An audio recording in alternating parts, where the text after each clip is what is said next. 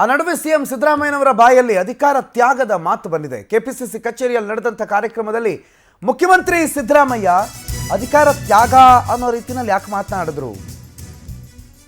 ಸಿದ್ದರಾಮಯ್ಯರು ನಿನ್ನೆ ಮಾತನಾಡ್ತಾ ಹೇಳ್ತಾರೆ, ಕೆಪಿಸಿಸಿ ಕಚೇರಿಯ ಸಭೆಯಲ್ಲಿ ಸೋನಿಯಾ ರಾಹುಲ್ ಗಾಂಧಿ ಅವರು ಅಧಿಕಾರ ತ್ಯಾಗ ಮಾಡಿದ್ರು, ನಾವು ಅದೇ ಹಾದಿಯಲ್ಲಿ ಸಾಗಬೇಕಾಗತ್ತೆ ಅಂತಂದ್ರು ಸಿಎಂ.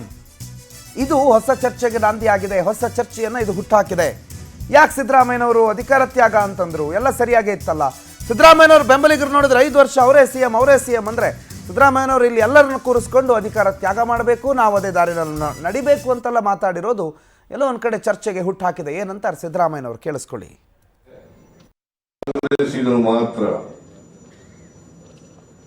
ಮಹಾತ್ಮ ಗಾಂಧೀಜಿಯವರ ನೇತೃತ್ವದಲ್ಲಿ ದೇಶಕ್ಕೆ ಸ್ವಾತಂತ್ರ್ಯಕ್ಕಾಗಿ ಹೋರಾಟ ಮಾಡಿದವರು ಅಲ್ವಾ? ಬೇರೆಯವರೆಲ್ಲ ಮಾಡಿದ್ರ?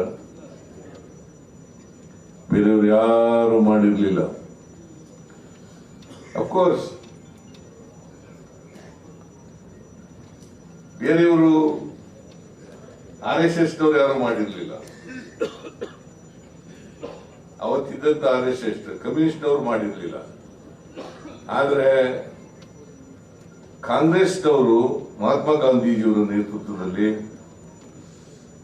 ಸ್ವಾತಂತ್ರ್ಯಕ್ಕಾಗಿ ಹೋರಾಟವನ್ನು ಮಾಡಿ ತ್ಯಾಗ ಬಲಿದಾನಗಳನ್ನ ಮಾಡಿದರು.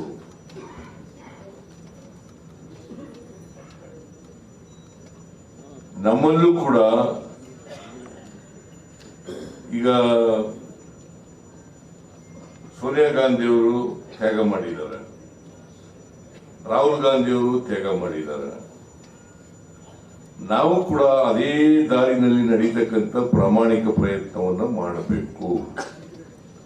ಯಾಕಂದ್ರೆ ಕಾಂಗ್ರೆಸ್ ಪಕ್ಷ ಮಾತ್ರ ಸಮಾಜದಲ್ಲಿ ಪರಿವರ್ತನೆಯನ್ನು ಬಯಸ್ತಕ್ಕಂಥದ್ದು.